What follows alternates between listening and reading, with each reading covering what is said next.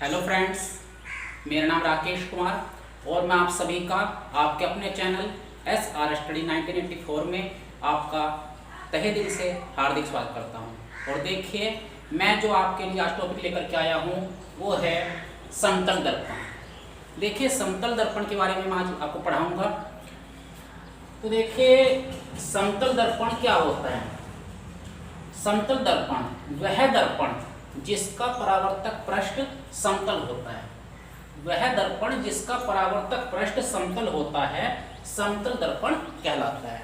मतलब क्या है कि कोई ऐसा दर्पण हो जिसका परावर्तक पृष्ठ का मतलब क्या है। देखिए, परावर्तक पृष्ठ किसी दर्पण का वह पृष्ठ होता है, वो हिस्सा होता है जिसमें हम अपना चेहरा देखते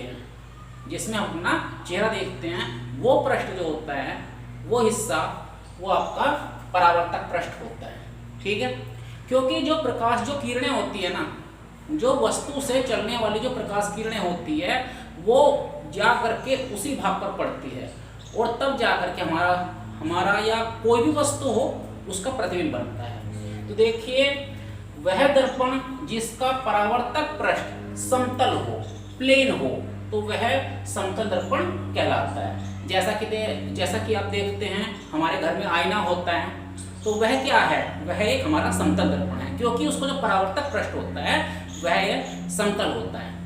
अब देखिए, समतल दर्पण के गुण। देखिए, समतल दर्पण के ये 4 गुण हैं। ऐसे देखिए और भी है गुण, काफी गुण, लेकिन मैं आज आपको इन 4 गुणों के बारे में आपको बताऊंगा। देखिए, समतल दर्पण द्वारा बना प्रतिबिंब आभासी और सीधा होता है। देखिए, समतल दर्पण में जब हम अपना चेहरा देखते हैं, ठीक है, जब हम अपना चेहरा देखते हैं तो हमारा चेहरा बिल्कुल सीधा ही दिखाई देता है। तो देखिए, मतलब जैसे हम खड़े होते हैं वैसा ही हमारा आईने के अंदर, समतल दर्पण के अंदर हमारा प्रतिबिंब बन जाता है। तो कहने का मतलब ये है कि समतल दर्पण के द्वारा जो भी प्रतिबिंब बनेगा, वो जैसी वस्तु सीधी होगी वैसा ही प्रतिबिंब दर्पण के अंदर बन जाएगा। तो देखिए, इसके द्वारा जो बना प्रतिबिंब होता है वो हमेशा सीधा होता है और एक आभासी होता है। आभासी होगा, सीधा होगा। दूसरी बात, देखिए, इसका जो दूसरा गुण है वो है समतल दर्पण द्वारा बने प्रतिबिंब का आकार वस्तु के आकार के बराबर होता है। समतल दर्पण द्वारा बने प्रतिबिंब का आकार वस्तु के आकार के बराबर होता है। मतलब यदि 5 फुट का यदि कोई मनुष्य है और वह 5 फुट का है, तो उसमें वह जो प्रतिबिंब बनेगा वो 5 फुट का ही प्रतिबिंब बनेगा। जो प्रतिबिंब बनेगा वो 5 फुट का ही बनेगा। मतलब जितना वस्तु का आकार होगा, उसको जो प्रतिबिंब बनेगा उसकी भी हाइट उतनी ही होगी। ठीक, तो समतल दर्पण द्वारा जो भी प्रतिबिंब बनेगा उसका आकार और वस्तु का आकार दोनों ही बराबर होंगे। देखिए, इसका जो तीसरा गुण है, तीसरा गुण इसका क्या है, किसी वस्तु को अपना पूर्ण प्रतिबिंब, देखिए माफी चाहता हूं, यहां पर ये वस्तु नहीं है,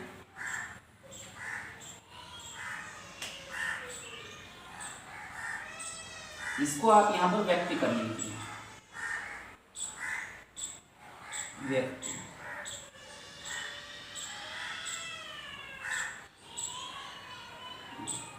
तो देखिए, तीसरा जो इसका गुण है वो है किसी व्यक्ति को अपना पूर्ण प्रतिबिंब देखने के लिए समतल दर्पण की न्यूनतम ऊंचाई अपनी ऊंचाई का आधा लेना होगा। मतलब कहने का ये है, देखिए, यदि कोई 5 फुट ऊंचाई का कोई मनुष्य है, 5 फुट ऊंचाई का कोई मनुष्य है, और यदि कोई आपसे पूछे कि भाई इसको अपना पूर्ण प्रतिबिंब देखने के लिए आईने की न्यूनतम ऊंचाई, कम से कम ऊंचाई कितनी लेनी होगी, तो देखिए 5 फुट का आधा कितना होता है, 2.5 फुट। ठीक है, तो मतलब जितनी उसकी हाइट है उसका आधा ऊंचाई का आईना हमें लेना होगा। ठीक है, जैसे मान लीजिए मेरी जो हाइट है वो 5 फुट है, तो मुझे अपना पूरा प्रतिबिंब देखने के लिए मुझे 2.5 फुट का कम से कम 2.5 फुट ऊंचाई का मुझे आईना लेना होगा, समतल दर्पण लेना होगा। अब देखिए, प्रतिबिंब दर्पण से उतनी ही पीछे बनता है जितनी दूर वस्तु दर्पण के सामने रखी होती है। मतलब देखिए, इसका कहने का तात्पर्य क्या है, यहाँ देख लीजिए, जैसे कि ये हमारी कोई वस्तु है, ये वस्तु रखी हुई है, ये वस्तु रखी है, ये हमारा समतल दर्पण रखा हुआ है। अब देखिए, इस वस्तु और इस समतल दर्पण के बीच की जो दूरी है, यदि वो 5 फुट है, 5 फुट है, ठीक है, ये हमारा समतल दर्पण है, ठीक है, ये हमारा समतल दर्पण है, ये वस्तु है, इनके बीच की दूरी यदि 5 फुट है, तो इसका जो प्रतिबिंब बनेगा वो समतल दर्पण से 5 ही फुट आगे बनेगा। ये ठीक है, यदि वस्तु दर्पण से 5 फुट आगे रखी हुई है, तो जो इसका प्रतिबिंब बनेगा, वस्तु का जो प्रतिबिंब बनेगा वो दर्पण से 5 ही फुट दूर बनेगा और दर्पण के पीछे बनेगा। दर्पण के पीछे बनेगा मतलब यहाँ की हाइट और यहाँ, एक माफी चाहता हूँ, यहाँ की जो दूरी होगी, मतलब दर्पण और वस्तु के बीच की जो दूरी होगी वही दूरी आपके यहाँ पर होगी, मतलब प्रतिबिंब और दर्पण के बीच की दूरी भी वही होगी।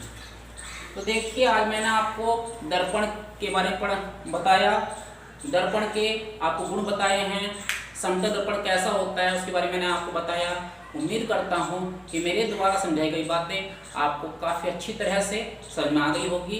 तो यदि वीडियो आपको अच्छी लगी हो तो प्लीज़ वीडियो को लाइक करें, चैनल को सब्सक्राइब करें। धन्यवाद।